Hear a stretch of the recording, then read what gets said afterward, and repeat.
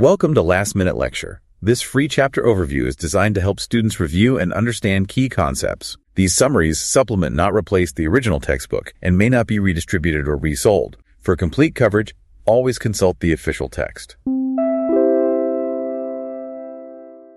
2,200 years ago, a Greek mathematician named Eratosthenes calculated the exact circumference of the Earth. Right, which is just wild to think about. It really is. And today, we can look through telescopes and state the precise chemical composition of Jupiter's atmosphere. We've mapped the heavens. We've, cracked the human genetic code. Yeah, we've got all this outward stuff completely locked down. Exactly. Yet, when it comes to the landscape of the human mind, when it comes to treating, say, a severe phobia or navigating a major depressive episode, we're basically still pioneers trying to find our way in the dark. We really are. Mapping and treating the inner space of human psychological disorders is something we are only just beginning to truly understand. It's a staggering contrast, honestly. We can pinpoint a rover landing on Mars with absolute, mathematical certainty, but navigating the complexities of human psychology, that doesn't come with a clean mathematical formula. No, definitely not. And if you look back at the history of how we've tried to treat those disturbances of deep inner space, it is a profoundly dark journey. It went from the brutal and the superstitious to the scientific methods we actually rely on today. Right. Well, welcome to the deep dive. Today, it's just you and us for a highly focused one-on-one masterclass. That's right. If you're listening to this, you're stepping into a tutoring session with a very specific mission. We're going to master Unit 13 of Myers Psychology for AP First Edition. Which is all about the treatment of psychological disorders. Exactly. We're breaking down every key term, every major theory, the research methods, and the landmark studies, literally exactly in the order they appear in your text. So you're going to be totally prepared. Right. The goal is to make sure you're completely locked in for your college-level review. But to understand where modern therapy sits today, we really have to look at where it started. Oh, absolutely. Because the early attempts to treat this inner space, they read like scenes out of a psychological thriller. They really do. Yeah. And the text paints a very stark picture of early treatments for a reason.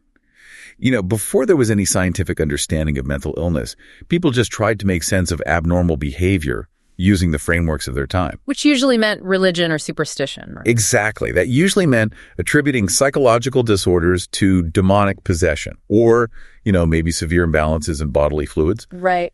And the treatments follow that exact logic. We're talking about trephination. Oh, man, trephination. Yeah, the practice of literally drilling holes into a living person's skull to let the evil spirits escape. Just brutal. We're talking about beating the devil out of people, extreme bleeding, or violent purging. The historical images included in the text are genuinely haunting to look at. Like, there's an illustration of a restraint chair that looks like it belongs in a medieval dungeon. Oh, I know the one. It's this heavy, immovable wooden chair with thick straps for the arms and legs, and a massive claustrophobic wooden box that drops completely over the patient's head, trapping them in total darkness. It's horrifying. And there's another painting showing patients chained up in crowded, filthy dungeons, just lying half naked on stone floors. Yeah, that one is rough. But the most disturbing part is the onlookers peering through the bars, almost like they're visiting an exhibit at a terrible zoo. That darkness is what makes the transition to modern treatment so vital to grasp. The text highlights two major reformers who really fought against those brutal conditions. Right, Philippe Pinel and Dorothea Dix. Exactly. Pinel in France and Dix in the United States, Canada, and Scotland. They were the advocates who pushed for the construction of actual mental hospitals. Which was a huge deal back then. It was entirely revolutionary for the era. They argued that these individuals weren't monsters and they weren't sinners. They were sick people who required humane treatment, fresh air, sunshine, and serene environments to heal. Okay, let's unpack that shift. So Pinel and Dix do the incredible work of getting people out of the dungeons and into hospitals, but the text notes that the landscape has changed drastically again since then. Yes, very much so. Because if you look at mental hospitals today, they aren't the massive, overflowing, sprawling institutions they were in the mid-20th century. Right. The turning point for that massive shift occurred in the mid-1950s, and it was driven primarily by the introduction of therapeutic drugs alongside new community-based treatment programs. Once medical science developed medications that could physically stabilize severe psychiatric symptoms, it largely emptied out those sprawling mental health hospitals. Wow. And that brings us to the landscape of treatment as it exists today. Modern mental health therapies generally fall into two main categories. And the route a patient takes depends entirely on the specific disorder and, the theoretical viewpoint of their therapist. Exactly. Right. So let's define those categories for you. The first is psychotherapy. This is typically for learning-related disorders, like, say, a specific phobia of spiders or public speaking. You go to a trained therapist who uses psychological techniques to help you overcome the difficulty or achieve personal growth. So it's about talking, exploring, and unlearning. Right. And the second category is biomedical therapy. Okay. This is for biologically influenced disorders, like schizophrenia or severe depression. Here, the treatment involves a prescribed medication or a medical procedure that acts directly on your nervous system. Got it. So that's the broad division. But it's crucial to understand that these aren't always strict, isolated categories in the real world, right? Yeah, not at all. Many patients receive a combination of both. Like someone might take medication to stabilize their mood chemistry while simultaneously attending psychotherapy to process their experiences and learn coping skills. Exactly. In fact, the text points out that half of all psychotherapists describe themselves as taking an eclectic approach. An eclectic approach, meaning they don't just rigidly stick to one single playbook. Precisely. They use a biopsychosocial approach. They draw from a variety of different techniques depending on what the specific client needs in front of them. Makes sense. We call this psychotherapy integration. It's the process of blending different therapeutic tools into a coherent, personalized system. But wait, if a therapist is just mixing and matching whatever techniques they feel like using, doesn't that get incredibly messy? How do you mean? Well, there have to be dozens, maybe hundreds of different talking therapies out there. How do we even begin to organize all of this so it actually makes logical sense to the listener? That's a fair point. While there are dozens of specific therapies, they're all built upon one or more of psychology's major theoretical foundations. We can organize them into four main schools of thought. Okay, what are they? Psychoanalytic, humanistic, behavioral, and cognitive. And to truly understand the evolution of how we talk to people to heal them, we have to start with the oldest, the most famous, and the one whose terminology has completely infiltrated our everyday vocabulary. You're talking about Sigmund Freud's psychoanalysis. The one and only. You really can't escape Freud in psychology. Even if modern clinicians don't practice exactly the way he did in Vienna, his core assumptions basically birthed the psychodynamic therapies we still use today. Freud believed that a massive amount of our current psychological distress is fueled by the residue of our childhood. Specifically, he pointed to repressed impulses and the hidden unconscious conflicts between the id, the ego, and the superego. Right. Freud's operating premise was that we bury our most uncomfortable feelings, often aggressive or sexual impulses, deep in our unconscious mind. But burying them doesn't neutralize them. It just hides them. Worse than that, it actually creates an immense amount of internal pressure and anxiety, like steam building up in a sealed kettle. Oh, I see. So the goal of psychoanalysis is essentially historical reconstruction. It's a psychological excavation project. The therapist helps the patient unearth their past to unmask their present. By bringing those repressed, hidden feelings into conscious awareness, the patient gains deep insight into the origins of their disorder. Exactly. Freud believed that once you release the energy you were previously devoting to managing those internal id-ego-superego conflicts, you can finally live a healthier, less anxious life. So how did he actually go about excavating those buried thoughts?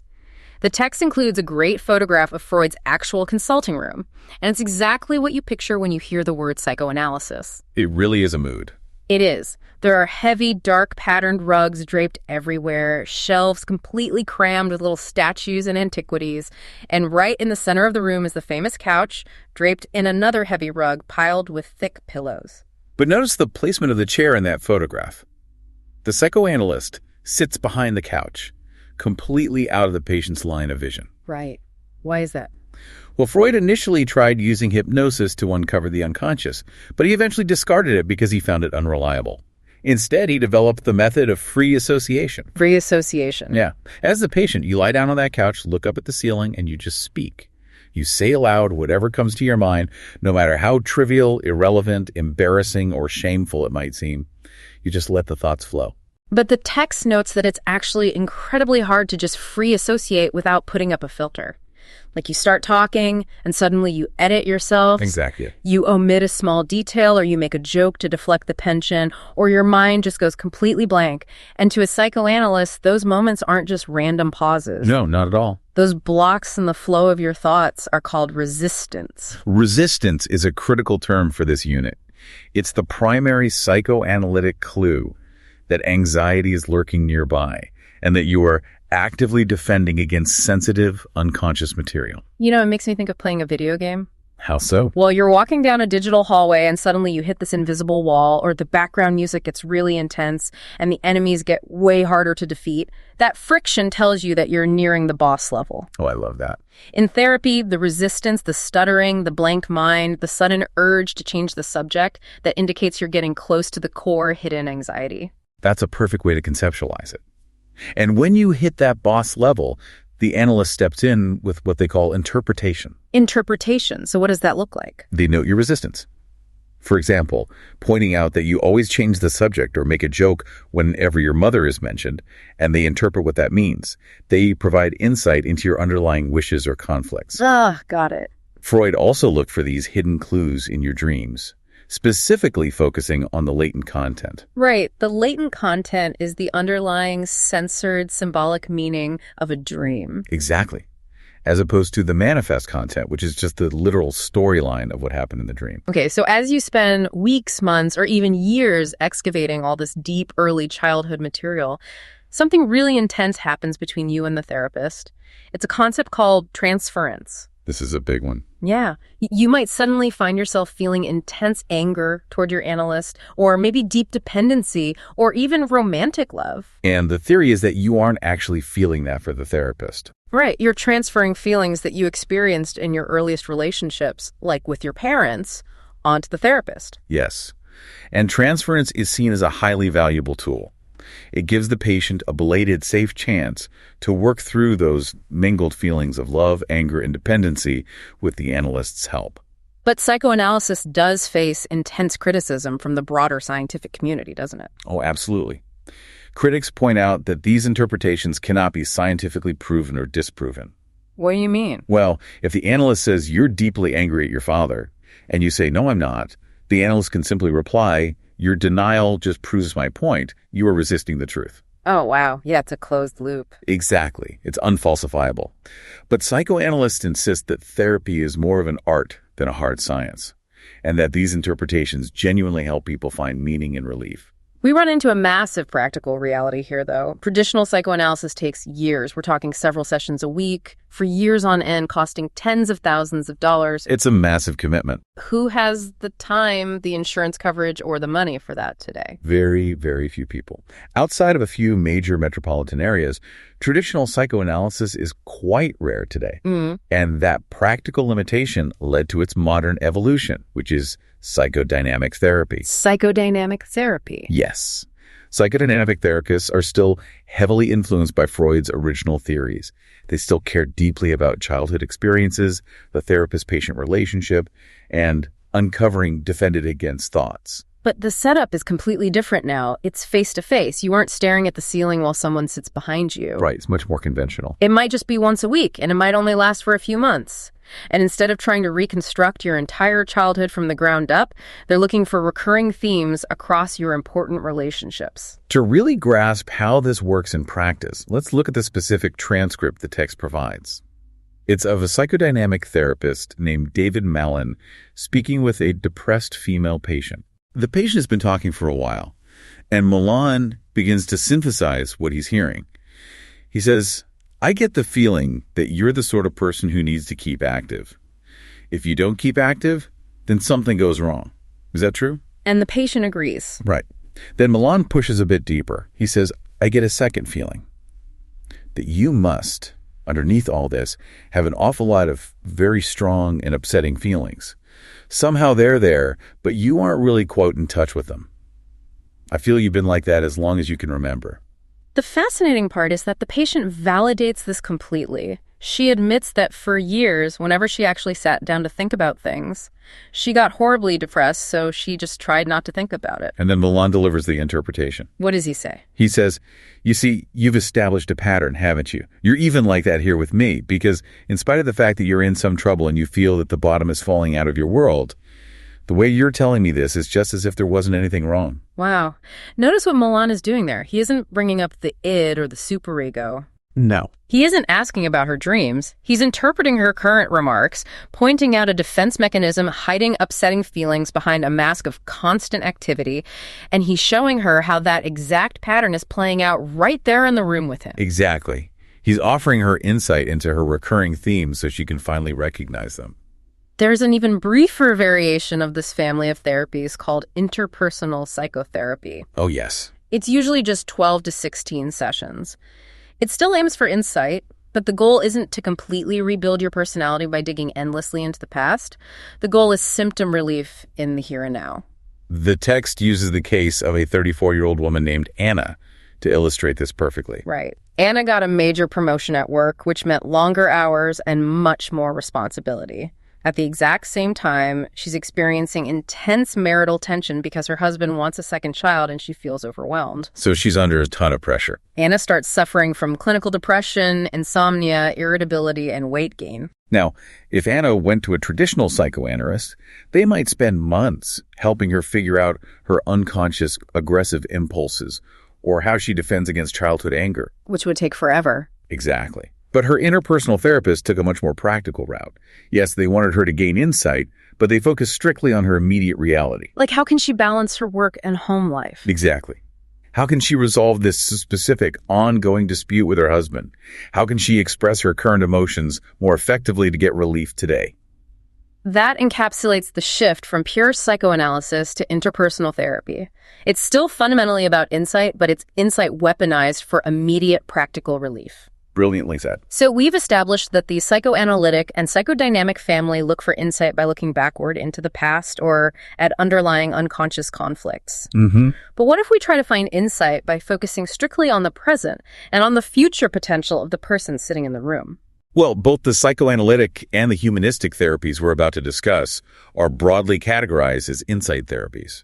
Because they both operate on the assumption that psychological problems diminish as self-awareness grows. Exactly. But the humanistic perspective, as you might remember from the personality unit, emphasizes people's inherent potential for self-fulfillment. Right. So while psychoanalysts focus on curing illness and unearthing hidden determinants from the past, humanistic therapists focus on promoting growth.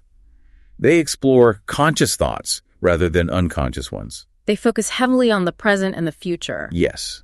And they emphasize taking immediate responsibility for one's feelings and actions.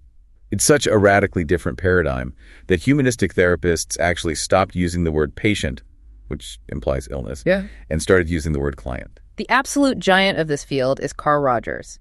He developed a technique that is still widely used in counseling today called client-centered therapy. Client-centered therapy. The core feature of client-centered therapy is that it's non-directive. The therapist does not judge. They do not interpret your dreams. They do not direct you towards specific insights or tell you what to do. Right. They essentially function as a psychological mirror. Rogers firmly believed that most people already possess the internal resources they need for their own personal growth. They just need the right environment to unlock them. And to create that growth-promoted environment, Rogers argued that a therapist must exhibit 3 crucial traits. Which are? Genuineness, acceptance, and empathy. The therapist has to drop their professional facade and be genuinely real with the client. They have to empathically sense and reflect what the client is feeling. And most importantly, they must provide what he called unconditional positive regard.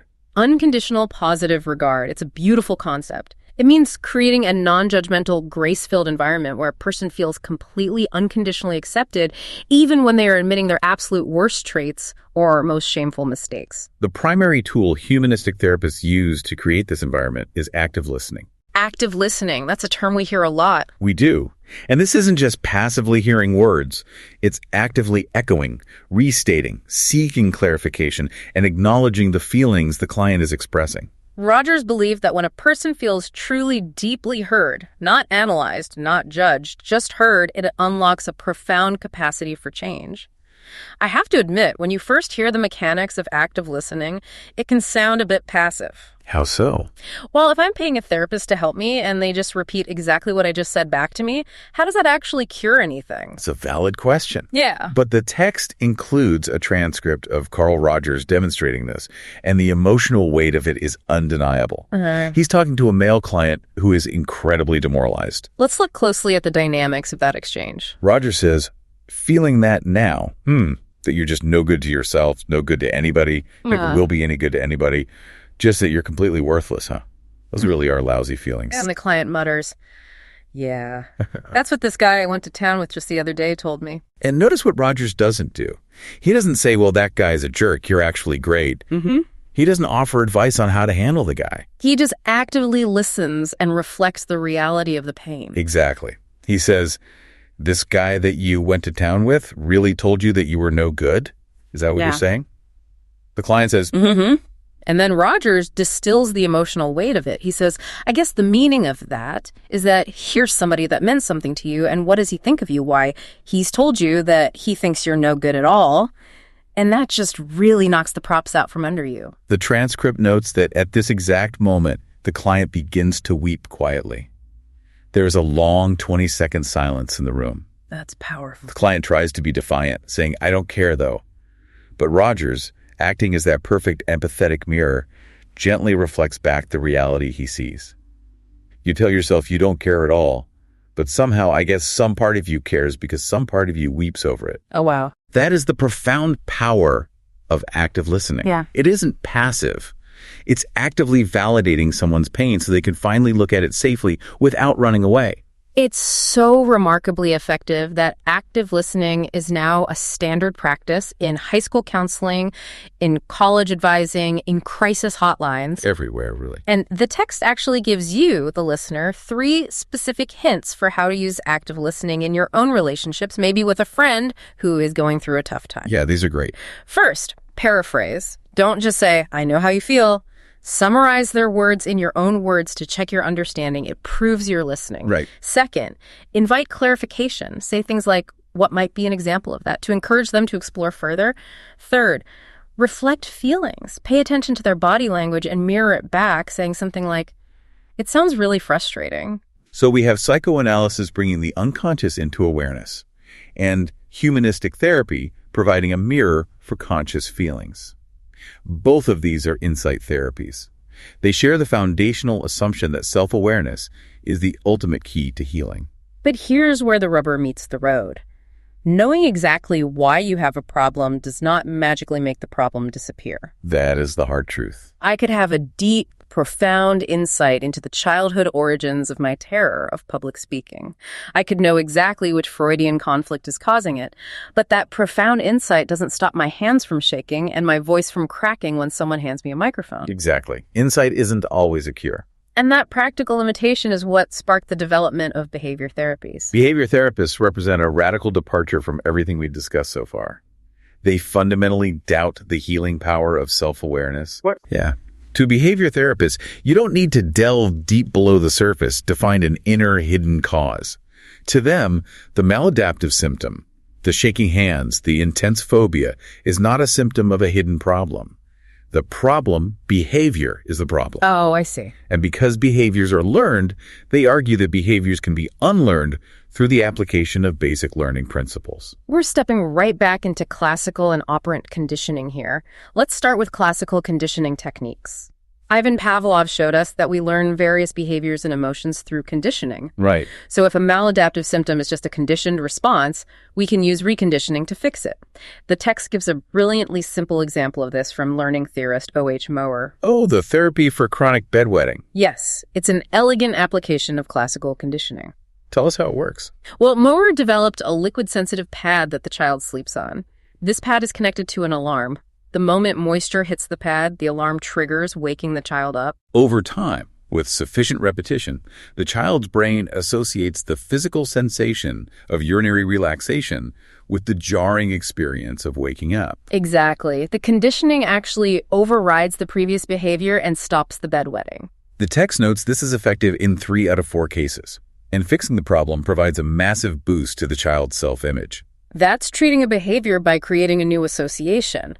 But what if you already have a deeply ingrained, terrible association, like, say, a terrifying phobia of being in an elevator? This is where counterconditioning comes in. It's like overwriting a corrupted file on a computer. You take the trigger stimulus, the enclosed space of the elevator, and you repeatedly pair it with a totally new response, like deep relaxation, which is physically incompatible with fear. You overwrite the fear file with a relaxation file. Exact. We have two specific types of counterconditioning therapies to discuss: exposure therapies and aversive conditioning. Let's look at the fascinating origin of exposure therapy. In 1924, a behaviorist named Mary Cover Jones worked with a 3-year-old boy named Peter, who was absolutely petrified of rabbits and other furry objects. Poor kid. Her goal was to replace Peter's fear of rabbits with a conditioned response that is fundamentally incompatible with fear: the relaxed, pleasurable feeling of eating a snack. The physical setup is amazing. Peter is sitting in a huge room, eating his mid-afternoon crackers and milk. Jones brings a caged rabbit into the room, but keeps it way over on the far side. Peter is so focused on his food, he barely notices. Right. Then, day by day, she moves that rabbit just a little bit closer. Because the rabbit is paired with the joy of the snack, the fear is kept at bay. Within 2 months, Peter is sitting there eating his crackers with the rabbit literally sitting in his lap, and he is happily petting it. The fear was completely countered, replaced by a relaxed state. It was a groundbreaking success, but tragically, her work didn't immediately catch on in the psychological community. It took more than 30 years until a psychiatrist named Joseph Wolpe refined her technique into what we now call systematic desensitization. Systematic desensitization. This remains one of the most widely used exposure therapies today. It really is. Wolpe's premise was exactly the same. You cannot be simultaneously anxious and relaxed. If you can repeatedly relax when facing anxiety-provoking stimuli, the anxiety is gradually eliminated. The key word there is gradually. Let's walk you through exactly how systematic desensitization works in practice. Let's stick with the public speaking fear. First, you and the therapist construct an anxiety hierarchy. You write down a list of situations, from mildly stressful, like speaking up in front of 2 friends, all the way to absolute panic, like giving a keynote address to 1,000 people. Once the hierarchy is built, the therapist trains you in progressive relaxation. You learn to consciously relax every muscle group in your body one by one until you are in a deeply drowsy, completely comfortable state. And once you are completely relaxed, the therapist asks you to close your eyes and vividly imagine the very bottom, easiest item on your hierarchy. And if you feel even a tiny bit of tension while imagining it, you raise your finger. The therapist immediately says, "Stop. Switch off the image. Go back to deep relaxation." You practice pairing that mild image with deep relaxation over and over until it causes zero anxiety. Then you move to the next step on the hierarchy. You systematically work your way up in your imagination, and eventually you move to actual real-world situations, conquering the anxiety step by step. Recreating an anxiety-arousing situation in real life is sometimes too expensive or too difficult or simply embarrassing. You can't just rent a commercial airliner to help someone desensitize their fear of flying. Right, that would be impossible. This is where modern technology has provided an incredible tool: virtual reality exposure therapy. The visuals the text provides for this are so futuristic. You see people wearing these bulky 3D head-mounted display units. The headset projects a lifelike 3-dimensional virtual world. And if you turn your head, motion sensors adjust the scene seamlessly. If you're afraid of flying, you can look out the virtual window, see the tarmac, feel vibrations in your seat, and hear the engines roaring as you take off. Initial experiments show that going through this virtual exposure provides massive relief from the fear in real life. They're even using avatars now. If you have severe social phobia, you can walk your avatar into a virtual cocktail party and practice interacting safely. That's exposure therapy, including systematic desensitization, substituting a positive, relaxed response for a negative, fearful response to a harmless stimulus. But what if the stimulus isn't harmless? What if the stimulus is genuinely harmful, like alcohol dependency, and the patient's response to it is currently positive? That requires the exact reverse process, which is called aversive conditioning. The goal here is to substitute a negative, aversive response for a positive response to a harmful stimulus. You want to condition an aversion to something the person should avoid. The procedure is straightforward. Associate the unwanted behavior with a highly unpleasant feeling. If someone is a chronic nail biter, you paint their fingernails with a special nasty-tasting nail polish. Every time they bite, they get a bitter shock. Or to treat alcohol dependency, an aversion therapist will take the client's favorite alcoholic drink and lace it with a drug that produces severe, violent nausea. You're linking the alcohol with sickness, trying to transform their physiological reaction from "this feels good" to "this makes me want to vomit." The crucial question is, does aversive conditioning actually work long-term? The text details a study by Arthur Wiens and Carol Humanistic that evaluated 685 patients with alcohol dependency who went through a rigorous aversion therapy program. The short-term results were highly promising. 1 year later, 63% were still successfully abstaining from alcohol. However, after 3 years, that number plummeted to only 33%. Why did it fail long-term? It all comes back to a crucial lesson from the learning unit. Cognition influences conditioning. The human brain isn't easily tricked for long. Right. The patients knew that the drink inside the therapist's office was spiked with a nausea drug, that the drink at the local bar down the street was completely safe. Their ability to cognitively discriminate between the clinic and the real world limited the treatment's effectiveness. That's why therapists usually have to combine aversive conditioning with other types of therapy to sustain recovery. We've covered classical conditioning. Now we must look at the other side of the behavioral coin, operant conditioning. The basic premise of operant conditioning is that voluntary behaviors are strongly influenced by their consequences. Knowing this, behavior therapists use behavior modification. They systematically reinforce desired behaviors, and they withhold reinforcement or occasionally enact punishment for undesired behaviors. This approach has created absolute breakthroughs for some incredibly difficult cases. The text cites a landmark study by Ivar Lovaas working with 19 withdrawn, uncommunicative 3-year-olds diagnosed with autism. This was an intensive 2-year program where parents spent 40 hours a week shaping their children's behavior. They used positive reinforcement for desired behaviors, and they ignored or punished aggressive or self-abusive behaviors. By first grade, 9 of those 19 children were functioning successfully in normal school classrooms with normal intelligence. In a control group that didn't get this intense behavior modification, only 1 child showed similar improvement. The rewards used to shape behavior can vary widely depending on the individual. Praise might work for some. For others, it might be concrete rewards like food. In institutional settings, like hospitals or juvenile detention centers, therapists often create what is called a token economy. When patients display appropriate behavior like getting out of bed, washing, eating properly, or playing cooperatively, they are immediately rewarded with a plastic token or coin. Later, they can exchange those accumulated tokens for real rewards: candy, time watching TV, better living quarters, or trips to town. I have to push back here because this always raises ethical eyebrows. Oh, absolutely it does. Isn't it slightly authoritarian to take a patient, deprive them of basic comforts like watching television, and force them to jump through hoops to earn plastic coins just to get those comforts back? Yes. And practically speaking, what happens when they leave the hospital? The real world doesn't hand you a plastic coin for getting out of bed? Doesn't the good behavior just vanish when the tokens stop? Those are the 2 major criticisms of behavior modification: the practical durability of the behaviors and the ethical concerns of control. But proponents have strong counterarguments for both. Okay, what are they? Practically, they argue that the behaviors will endure if the therapist properly transitions the rewards. You slowly wean them off the plastic tokens and shift the reward to social approval, which is how the real world operates. Oh, that makes sense. Furthermore, the newly acquired behaviors often become intrinsically rewarding. If a withdrawn person earns tokens for socializing, they eventually discover that having friends is actually enjoyable in itself, which maintains the behavior long after the tokens are gone. And how do they address the ethical front? Ethically, advocates argue that the patient's behavior is already being controlled by the environment, usually by haphazard rewards and punishments that are actively maintaining their destructive patterns. Right. So why not intentionally structure the environment to reinforce adaptive behavior?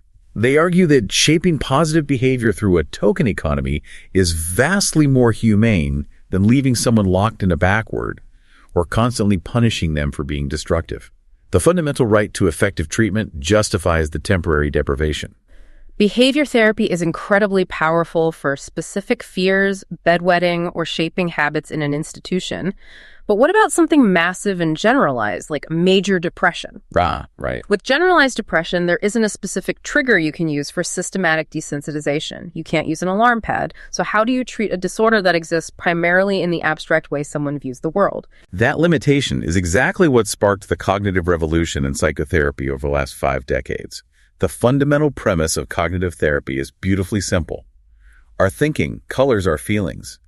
Between the external event and our emotional response lies the mind. The text illustrates this perfectly with a classic Peanuts cartoon.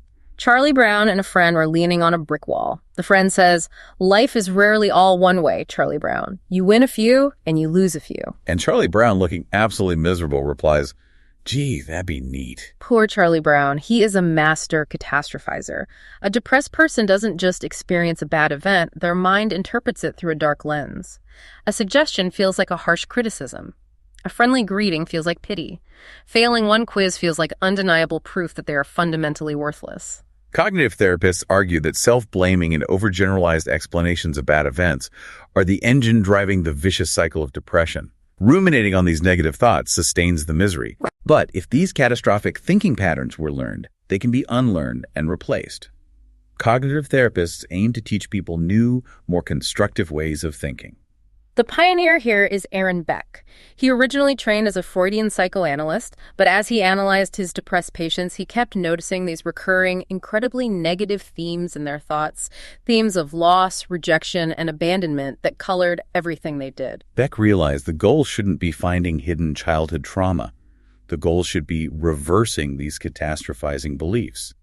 He wanted to force people to take off the dark glasses they were using to view life. The text provides a fascinating transcript of Beck using gentle Socratic questioning with a depressed college student. The student is depressed because she failed a test. Beck starts unpacking this logically. He asks, "How can failing a test make you depressed?" The student says, "Well, if I fail, I'll never get into law school." Beck points out that not everyone who fails a test gets clinical depression. He walks her down the logical path of her own catastrophizing. It's a masterclass in shifting perspective. He asks her, "What did failing mean?" She tearfully says, "That I couldn't get into law school, that I'm just not smart enough, that I can never be happy." That right there is the dark class. Beck points it out instantly. He says, "So it is the meaning of failing a test that makes you very unhappy." In fact, believing that you can never be happy is a powerful factor in producing unhappiness. So, you get yourself into a trap by definition. Failure to get into law school equals I can never be happy. He exposes the irrational logic driving her depression. Because we often think in words, changing what we say to ourselves physically changes our thinking. Donald Meichenbaum developed a technique called stress inoculation training specifically for this. Yes, it teaches people to restructure their self-talk before and during stressful situations. If a student usually walks into a test thinking, "This is impossible, I'm going to fail and forget everything," Meichenbaum trains them to actively dispute those thoughts. They learn to say, relax. The test may be hard, but it will be hard for everyone. I studied harder than most. I don't need a perfect score. Research shows that training depression-prone individuals to restructure their self-talk significantly reduces their future rate of depression. If cognitive therapy changes the software, the thinking and behavior therapy changes the hardware, outputs the actions. What if we combine them? What if we upgrade the entire system? That is cognitive behavioral therapy, or CBT.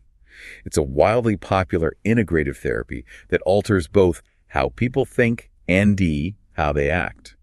It teaches you to be aware of your irrational thinking, replace it, and then actually go out and practice behaviors that are incompatible with your problem. A fantastic example of CBT's power is a study by Jeffrey Schwartz on patients with obsessive-compulsive disorder.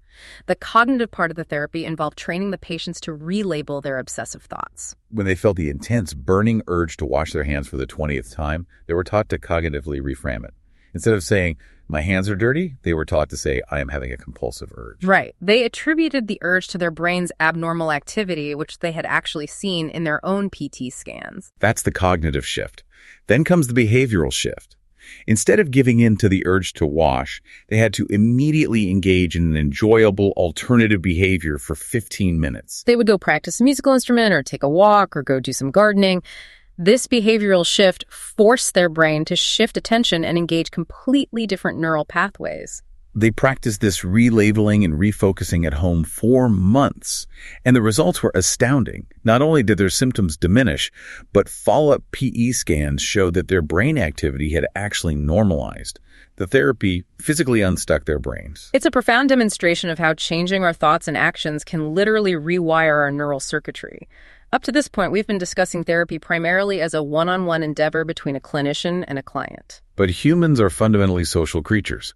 We don't exist in a vacuum. We live in complex networks. So what happens when we pull the camera back and apply these techniques to groups? Group therapy is exactly what it sounds like. Instead of just you and a therapist, it's you, a therapist guiding the session, and a small group of people dealing with similar issues. It usually meets for up to 90 minutes a week. Practically speaking, the benefits are obvious. It saves the therapist time, and it saves the client's money. The benefits go far beyond economics, though. Group therapy provides a unique social context.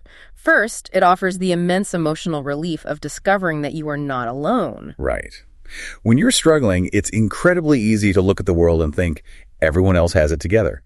In a group, you realize that other people who appear totally composed on the outside share your exact troublesome feelings. Second, it provides a safe laboratory to test out new behaviors and get immediate real-world feedback. There's also a very specific type of group interaction called family therapy. Family therapists don't view a person as an isolated island. They view the family as an interactive system.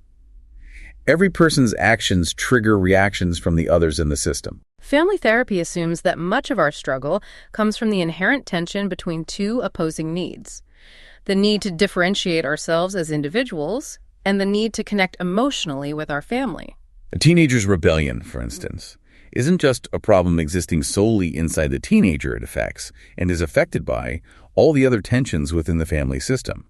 The therapist's job is to mobilize the family's resources, heal relationships, and open up communication lines so they can resolve conflicts together. We also have to mention the massive world of self-help and support groups. The numbers are staggering. Over 100 million Americans belong to small, regular meeting groups. And the data shows these groups are particularly popular for people dealing with stigmatized or hard-to-discuss illnesses. AIDS patients, people struggling with anorexia, or those with alcohol dependency are incredibly likely to join support groups. The undeniable grandparent of all these support groups is Alcoholics Anonymous, or AA. They have over 2 million members worldwide. Their famous 12-step program, which asks members to admit powerlessness, seek help from a higher power and each other, and carry the message to others, has been intensely studied. In one massive $27 million investigation, AA participants reduced their drinking sharply. Studies consistently show that AA's 12-step program reduces alcohol dependence comparably to professional treatments like cognitive behavioral therapy. The support, the shared experience, and the accountability are powerful therapeutic tools. Left the pause button on the lesson for a second.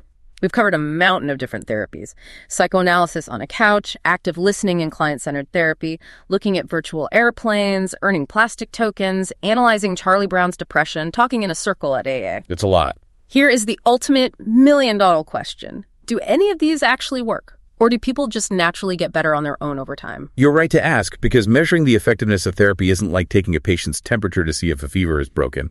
It's highly subjective. If we rely solely on client testimonials, the answer is an overwhelming slam dunk. Yes, it works. In a massive Consumer Report survey, 89% of readers who went to therapy said they were at least fairly well satisfied. Case closed, right? Not so fast.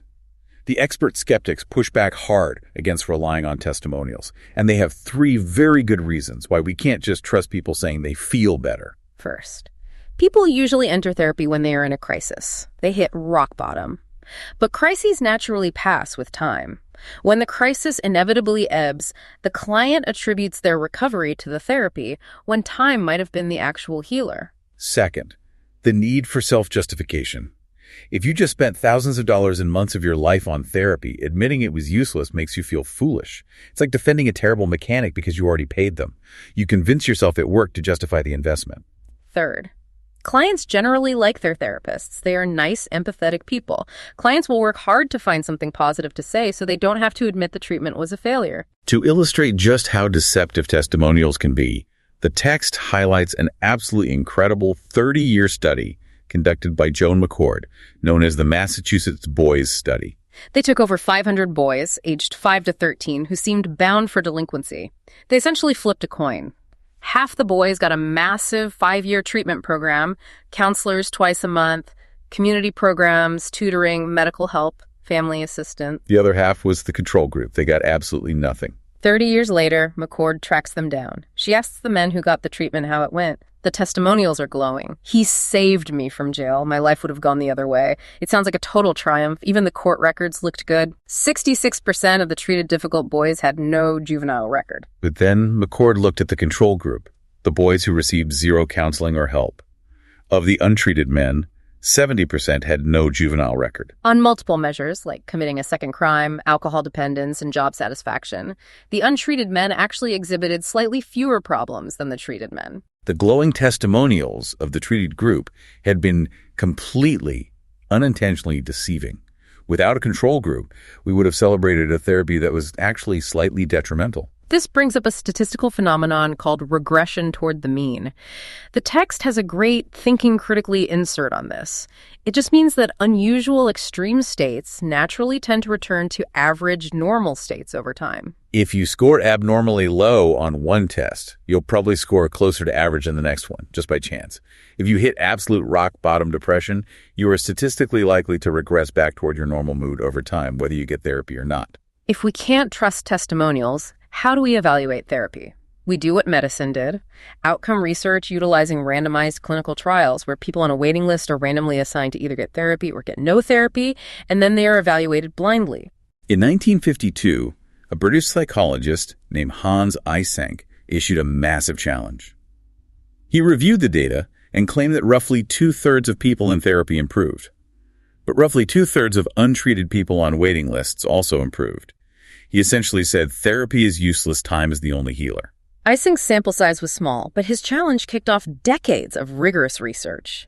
Today, we use a statistical tool called meta-analysis. It's a way of combining the results of hundreds of different randomized studies to find the bottom line truth. The text shows a bell curve graph that represents the definitive verdict from these meta-analyses. The verdict is clear. Those not undergoing therapy often do improve. However, those undergoing therapy are more likely to improve. Specifically, the data shows that the average therapy client ends up better off than 80% of untreated individuals on waiting lists. So yes, psychotherapy is effective. And it's also cost effective. One digest of 91 studies showed that when people get psychological treatment, their search for other medical treatments drops by 16%. Treating the mind lowers the overall burden on the healthcare system, reduces absenteeism at work, and cuts long-term costs. It's a sound investment. We have to be specific, though. Saying therapy works is like saying medical treatment works. You want to know if a specific treatment works for your specific problem? Extensive surveys and statistical summaries show no single therapy is universally superior to all others. Furthermore, there is surprisingly little connection between the clinician's level of experience or licensing and the actual outcome for the client. It's not a free-for-all where everything gets a prize. Prizes go to specific therapies for specific problems. Behavior therapies get the prize for treating bedwetting, specific phobias, compulsions, and marital problems. Cognitive therapies get the prize for treating depression and reducing suicide risk. The general rule is, the more clear-cut and specific the problem, the better the hope for a cure. Generalized anxiety or broad personality issues are much harder to treat permanently. Importantly, no prizes go to unsupported fringe therapies. The text explicitly warns against energy therapies that claim to manipulate invisible fields, recovered memory therapies that aim to unearth repressed childhood abuse, rebirthing therapies, facilitated communication for autism, and crisis debriefing. These have little to no scientific support and should be avoided. There are alternative therapies out there that sound completely bizarre but claim massive success rates. The text highlights 2 of them.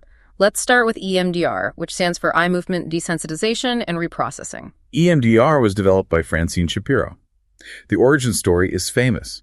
She was walking in a park feeling anxious, and she noticed that her anxious thoughts vanished as her eyes spontaneously darted about. She developed a therapy where clients imagined traumatic scenes while she waved her finger rapidly in front of their eyes, triggering eye movements.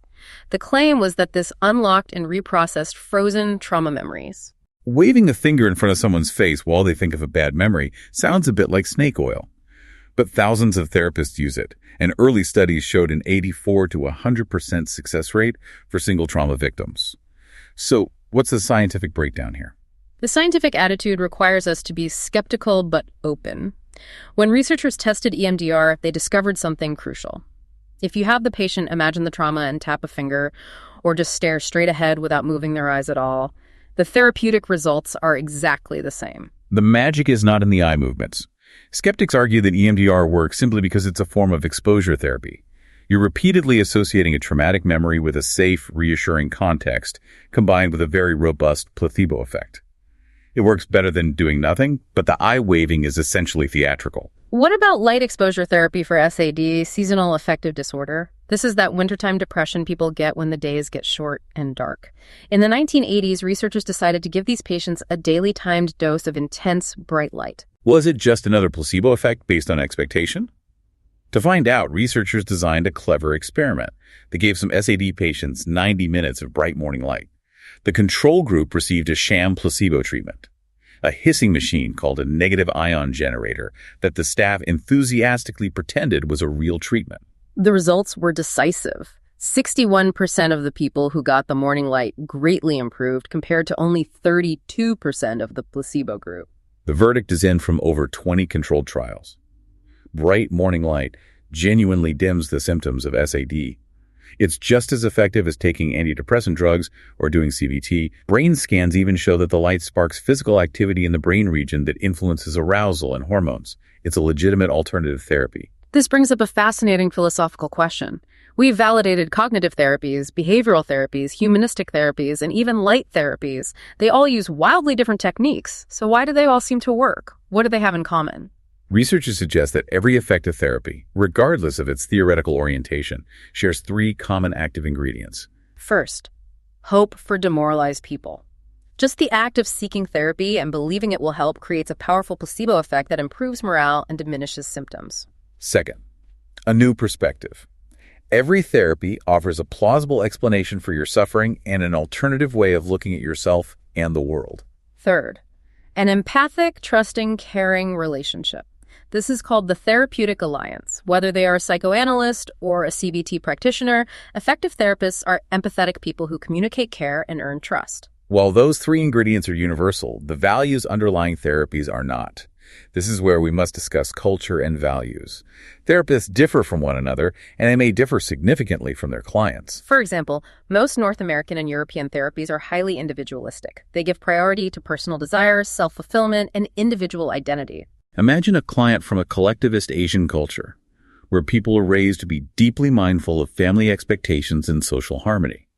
Putting that client into an individualistic therapy that tells them to only think of your own well-being creates a severe cultural mismatch. It helps explain why some minority populations are reluctant to use mental health services. Finding a therapist who shares, or at least respects, your cultural values is critical. The same principle applies to religious values. The text highlights a stark, fascinating contrast between two prominent psychologists, Albert Ellis and Alan Bergen. Albert Ellis advocated for rational emotive therapy. His personal values were clear.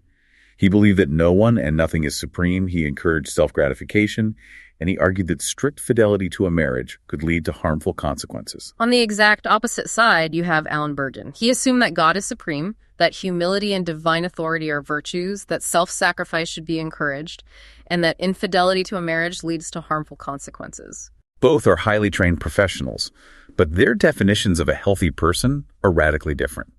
The point is, therapists are not objective robots. Their personal values inevitably influence their practice. Which is why the text suggests that clients should seek therapists who share their broader perspective and goals, and therapists should perhaps be more open about their values. Everything we've discussed so far has been about using the mind to heal the mind. Talking, thinking, unlearning, exposing. But what if the biological hardware itself is malfunctioning? What if it's a chemical imbalance or a neurological misfire? Sometimes no amount of active listening or token economies can fix a severely broken biological system. And the revolution in biomedical therapy, specifically drug therapy or psychopharmacology, changed the world in the 1950s. We mentioned this in the intro, but the text has a line graph showing U.S. state mental hospital populations. In the 1950s, it peaks in nearly 600,000 residents. Then, antipsychotic drugs are introduced, and the line just plummets straight down over the next few decades. It was the deinstitutionalization revolution. When evaluating any drug, we have to be incredibly careful. Any new treatment generates a wave of enthusiasm, which inflates the apparent success rate due to the placebo effect and natural recovery. To separate the actual chemical effect of the drug from the placebo effect, researchers rely on double-blind procedures. Half the patients get the real drug, half get a look-alike sugar pill placebo, and neither the patients nor the staff evaluating them know who got what. Using that strict double-blind standard, several classes of drugs have proven genuinely useful. Let's start with antipsychotic drugs, used primarily for schizophrenia. The first breakthrough was a drug called chlorpromazine, sold as Thorazine. It dampened responsiveness to irrelevant stimuli. It was incredibly helpful for patients experiencing the positive symptoms of schizophrenia, like auditory hallucinations and severe paranoia. The mechanism of action is fascinating. The molecules of most conventional antipsychotic drugs are shaped very similarly to the neurotransmitter dopamine. They're so similar that they can plug into dopamine receptor sites in the brain and block dopamine activity. This finding strongly reinforced the theory that an overactive dopamine system contributes to schizophrenia. There are serious side effects to consider. Because these drugs block dopamine, they can produce sluggishness, tremors, and twitches that look like Parkinson's disease because Parkinson's is caused by too little dopamine. Long-term use can cause a terrible condition called tardive dyskinesia, which involves involuntary, uncontrollable twitches of the facial muscles, tongue, and limbs. Those conventional drugs didn't help much with the negative symptoms of schizophrenia, like extreme apathy and social withdrawal. That led to the development of atypical antipsychotics, like clozapine. These newer drugs target both dopamine and serotonin receptors, which helps alleviate the negative symptoms, sometimes causing literal awakenings in withdrawn patients.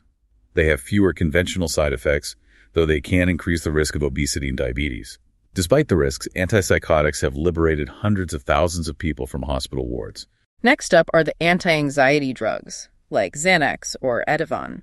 These work by depressing central nervous system activity, much like alcohol does. In fact, you should never mix them with alcohol. They're often used alongside psychotherapy to help people cope with acute anxiety. There's even a new antibiotic called D-cycloserine that facilitates the extinction of learned fears when used in combination with exposure therapy for PTSD. We have to address the major criticism of anti-anxiety drugs. Popping a Xanax at the first sign of tension provides immediate relief. But that immediate relief is a massive reinforcement. It reinforces the tendency to take a pill rather than deal with the underlying problem. It's a chemical band-aid. And heavy use can lead to physiological dependence if you stop taking them suddenly. You can experience severe withdrawal symptoms, including insomnia, and even worse anxiety. Which leads to the most widely prescribed class today, antidepressant drugs. They were named for their ability to lift people out of depression, but today they're increasingly used to treat anxiety disorders like OCD as well. They work by increasing the availability of specific neurotransmitters, norepinephrine or serotonin, which elevate arousal and mood and are scarce during depression. The most famous of these are the SSRIs, selective serotonin reuptake inhibitors, like Prozac, Zoloft, and Paxil. The text has a great diagram showing a synapse, the microscopic gap between two neurons. Usually, the sending neuron releases serotonin into the gap. It hits the receiving neuron, and then the sending neuron acts like a vacuum, reabsorbing the excess serotonin. That vacuuming process is called reuptake. SSRIs physically block that vacuum. They partially block the reuptake, leaving more serotonin floating in the synapse to continue activating the receiving neuron and elevating the mood. A critical point that listeners need to understand. When a patient takes an SSRI, it alters the synapse chemistry within hours, but the patient won't actually feel better for about 4 weeks. If the chemistry changes instantly, why the delay? Researchers believe it is due to neurogenesis. The increased serotonin eventually promotes the birth of entirely new brain cells, which reverses the stress-induced loss of neurons in the brain. That biological rebuilding process takes weeks. We also have to talk about the placebo debate surrounding antidepressants. Researchers like Irving Kirsch analyzed double-blind clinical trials and found something shocking. When you account for natural recovery and the placebo effect, the actual chemical benefit of the drug is quite modest. Kirsch's data indicated that placebos accounted for about 75% of the active drug's effect. Because of this, Kirsch argued that these drugs should only be prescribed for the most severe depression, where the placebo effect is weaker and the drug provides a more significant added benefit. It's a controversial finding, but important for critical thinking. Speaking of critical thinking, we must address the media scares regarding SSRIs and suicide. You hear anecdotes about people taking Prozac and committing suicide. But when you look at longitudinal data involving hundreds of thousands of patients, the reality is the exact opposite. Patients treated with antidepressants actually attempt fewer suicides in the long run. The final drug category is mood-stabilizing drugs, specifically for bipolar disorder. The most common is lithium, which is literally just a simple salt. The story of its discovery is wild. In the 1940s, an Australian physician named John Cade was giving lithium to guinea pigs. He noticed it made them lethargic and sick. He incorrectly reasoned that it had a calming effect, so he gave it to a severely manic patient. Even though his logic was totally flawed, the patient miraculously smoothed out and became perfectly well in less than a week.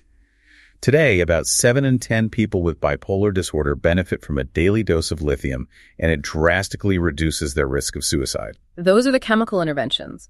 But what happens when a patient is in the depths of severe, life-threatening depression and drugs absolutely do not work? We start with a treatment that has a terrible historical reputation: electroconvulsive therapy, or ECT. Shock therapy. If you've seen the movie One Flew Over the Cuckoo's Nest, you have a terrifying image in your head. Strapping wide awake, terrified people to tables and jolting them with electricity until they suffer violent, racking convulsions. We must correct that image because modern ECT is nothing like that. Today, the patient is given a general anesthetic so they are unconscious and a muscle relaxant to prevent any injury from convulsions.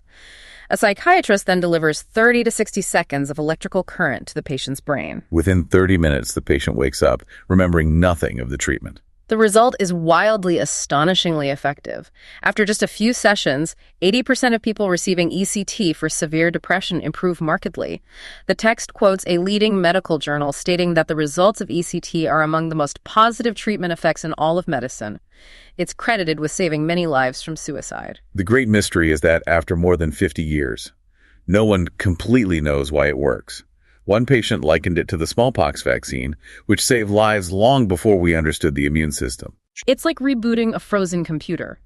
You don't know exactly what line of code was stuck, but the shock restarts the system. It appears to calm overactive neural centers and boost the production of new brain cells.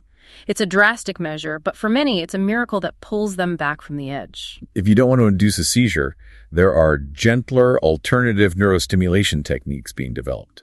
One is RTMS, repetitive transcranial magnetic stimulation. The text shows a diagram of this. The patient is wide awake. The doctor holds a wire coil right against the patient's skull. It sends painless magnetic pulses surging through the surface of the cortex. It produces no seizures and no memory loss. It seems to work by energizing the depressed patient's relatively inactive left frontal lobe, forming new functioning circuits. Another experimental, highly targeted approach is deep brain stimulation. Neuroscientist Helen Mayberg discovered a specific cortex area bridging the frontal lobes to the limbic system that is highly overactive in distressed brains. Drawing on technology used for Parkinson's disease, she implanted tiny pacemakers into this specific brain region. The pacemaker sends continuous electrical stimulation to calm that overactive area. In early trials, a significant number of severely depressed patients experienced profound, immediate relief, suddenly becoming more aware and engaged. We have to cover the last, most drastic biomedical intervention: psychosurgery. This is surgery that permanently removes or destroys brain tissue. In the 1930s, Egas Muniz developed the lobotomy. He found that severing the nerves connecting the frontal lobes to the emotion-controlling inner brain calmed violently emotional patients. The procedure was shockingly crude. It took 10 minutes. The surgeon would shock the patient into a coma, take an instrument resembling an ice pick, hammer it directly through the back of each eye socket into the brain, and wiggle it to sever those connections. Tens of thousands of people were lobotomized in the U.S. alone before the 1950s. The intention was just to disconnect the raw emotion from the thought, but the result was usually tragic. It calmed them, yes, but it left them permanently lethargic, immature, and completely uncreative. It destroyed their personality. Today, the lobotomy is entirely history. Psychosurgery is incredibly rare, used only as an absolute last resort, utilizing MRI-guided precision to deactivate specific nerve clusters, causing severe seizures or debilitating OCD. Concluding the biomedical overview requires us to acknowledge a fundamental truth. Everything psychological is also biological. Every thought, every feeling, every depression emerges from the electrochemical activity of the living brain. We cannot neatly separate the mind and the body. If our psychology and biology are intrinsically linked, maybe we don't always need complex drugs, magnetic coils, or surgery to change our biology. This is the exact premise of Stephen Ilardi's research. He points out a glaring fact. Human brains and bodies were simply not designed for a sedentary, sleep-deprived, socially isolated, fast-paced 21st century life. Our ancestors hunted, gathered, and lived in tight-knit groups outdoors, and there is little evidence they suffered from disabling depression. Ilardi created a 12-week training program based on therapeutic lifestyle change. It has 6 simple steps. 1. Aerobic exercise, 30 minutes a day to stimulate endorphins. 2. Adequate sleep, 7 to 8 hours a night. 3. Light exposure, 30 minutes every morning. 4. Social connection, getting out and engaging with people. 5. Anti-rumination, actively identifying and redirecting negative thoughts. 77% of the people who completed this program experienced relief from their depressive symptoms, compared to only 19% in the control group. It perfectly validates the ancient Latin adage, mens sana, in corpore sano, a healthy mind and a healthy body. That leads to the final concept, preventive mental health. The text uses a brilliant analogy from George Albee. Imagine a rescuer standing by a rushing river. He sees a drowning person and pulls them out. Then he spots another and pulls her out. After rescuing a half-dozen people, the rescuer suddenly turns around and starts running away upstream while more people float by.